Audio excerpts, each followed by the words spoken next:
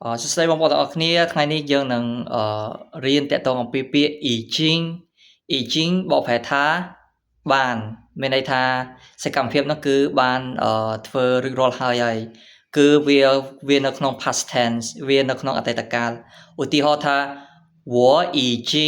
回到家了我已经回到家了មានន័យថាខ្ញុំបានត្រឡប់មកដល់ផ្ទះហើយឬក៏我已经吃了我已经吃了មានន័យថាខ្ញុំបានហូបបាយហើយអញ្ចឹង 已经 គឺសំដៅទៅលើសកម្មភាពណាទាំងឡាយណាដែលវាបានកើតឡើងរួចរាល់អស់ហើយអញ្ចឹងឧទាហរណ៍មួយទៀតអញ្ចឹង他已经走了他已经走了មានន័យថាគាត់បានទៅហើយគាត់បានទៅហើយអញ្ចឹងមានន័យថាសកម្មភាពហ្នឹងគឺគាត់ហ្នឹងបានទៅហើយគឺមានន័យថាគឺគាត់លែងនៅហ្នឹងហើយគឺគាត់បានទៅហើយអញ្ចឹងវីដេអូគឺមានតែប៉ុណ្្នឹងទេអញ្ចឹងយើងនឹងជួបគ្នានៅវីដេអូក្រោយបាយបាយ